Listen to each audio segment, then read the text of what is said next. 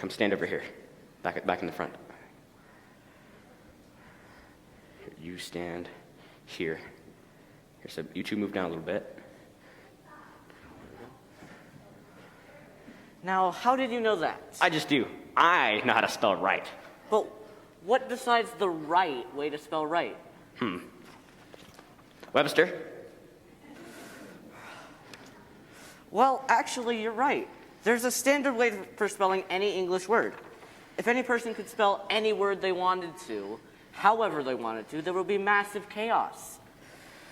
In the same way, righteousness is based on a standard. The Bible. Not quite. The Bible is how we learn about that standard, but the standard is actually God himself, God's character. Righteousness is basically being like God. God is kind, merciful, just, and just more. We'll be talking about righteousness throughout the entirety of our service, but for now, if you're holding a letter, please take a seat.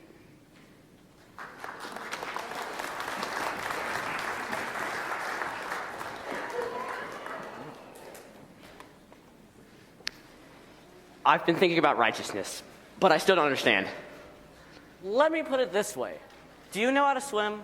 Of course. Could you compete in the Olympics? No, I'm not that good.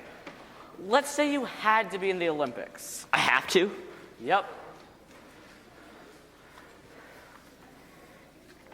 Does anyone know if doggy paddle's an Olympic event? The good news is you don't have to swim yourself. You can send in a representative. If the representative gets a medal, you do as well. But if they lose, you lose as well. So you can choose anyone. Do you want Blippi?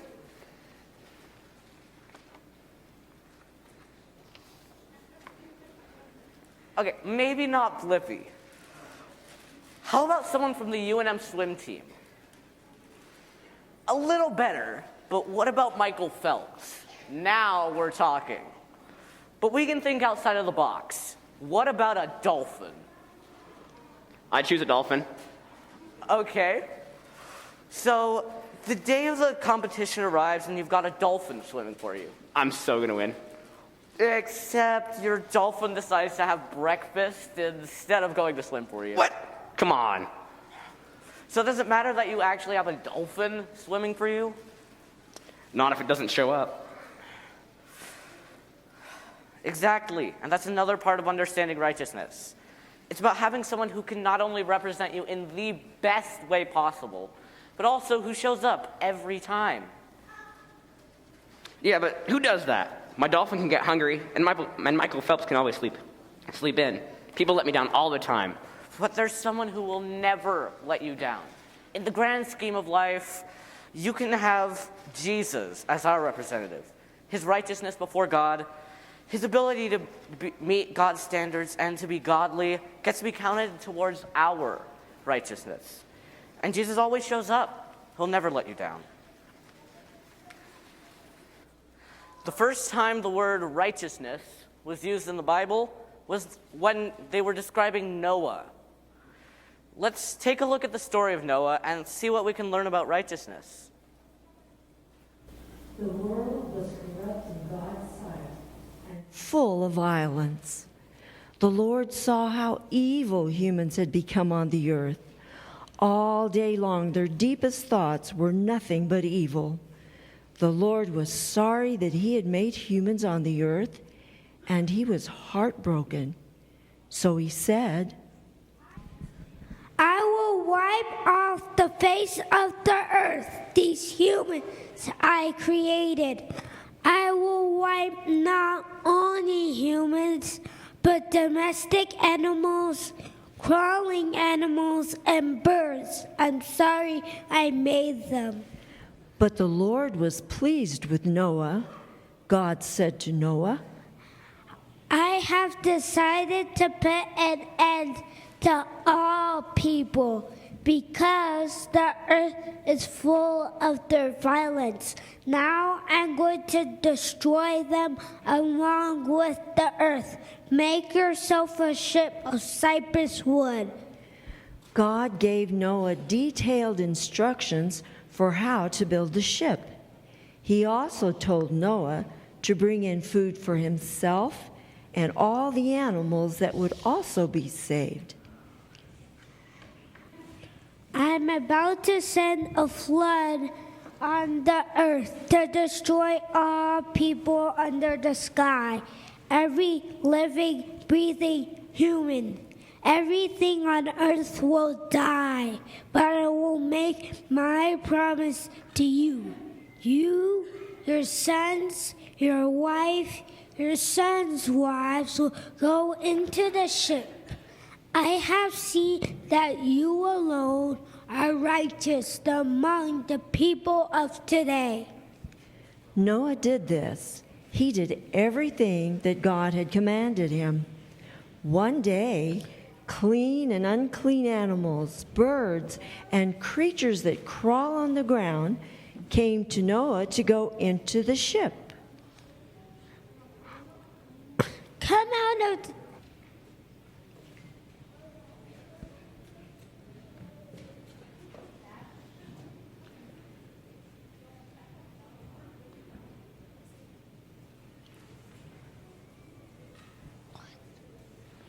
7 days later, the flood came on the earth. All the deep springs burst open.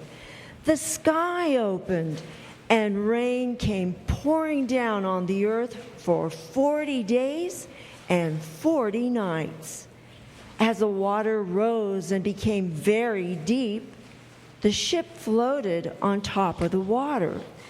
The water rose very high above the earth.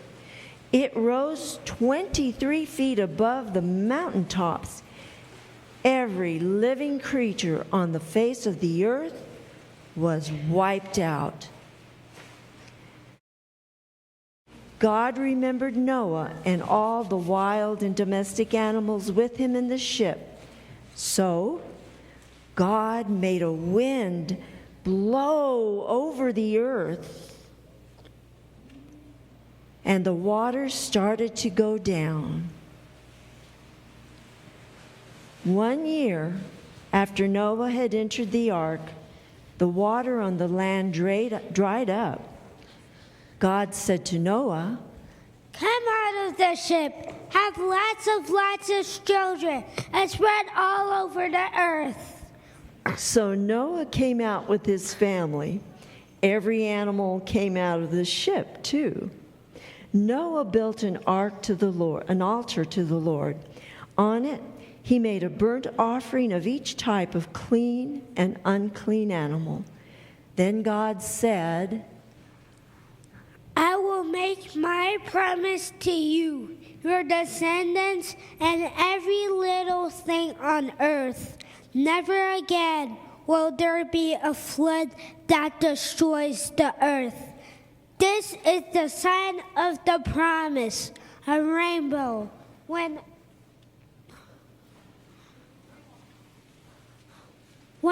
I form clouds over the earth, a rainbow will appear in the clouds. Whenever the rainbow appears in the clouds, I will see it and remember my everlasting promise to every living animal on earth. Noah doesn't really do a lot in this story. He doesn't even have any lines. All he does is get in a boat, build it, and get out. Righteousness doesn't have to be complicated. That's righteousness? Building a boat? There's a later verse in the Bible when talking about Abraham. Up there. And he believed the Lord, and he counted it to him as righteousness. The same thing applies to Noah. You don't spend 120 years building a boat if you don't believe that whatever the Lord says is true. It's the same way, that's how we enjoy righteousness too. We talked earlier about having a dolphin swim for you for the Olympics. What if you said, that's crazy, I don't believe the dolphin can swim for me, and you swim in the Olympics yourself, even though you don't have to? I'm the one who's crazy?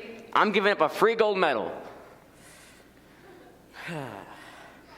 We get to claim the righteousness of Jesus as our righteousness. Our righteousness with God. Our job is to believe. You all received a rock. It's not the prettiest of rocks, is it?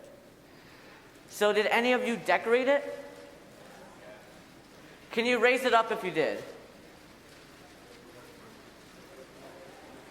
All right. Thank you. You all can put them down.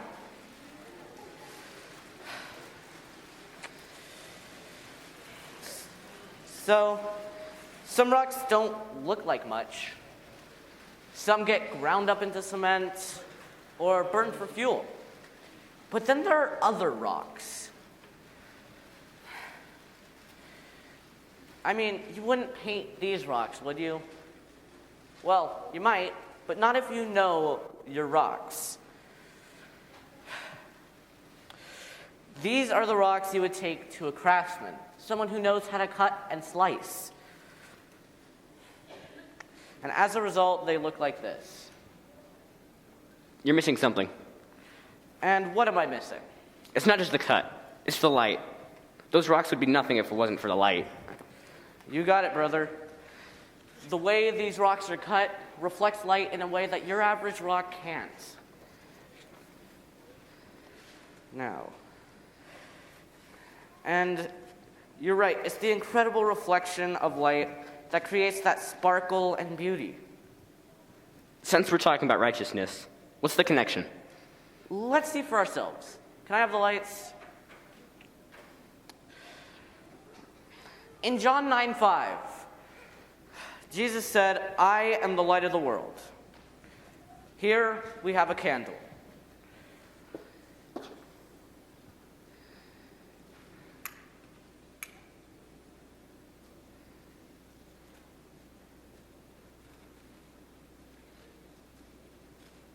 And now we have a flame. But this is just about as bright as it'll get, unless we can reflect that light. So, can I get a bunch of volunteers? And every volunteer will get a mirror, as many mirrors as we have. Now, I want you all to position your mirrors so that we reflect the light to the audience and make it brighter.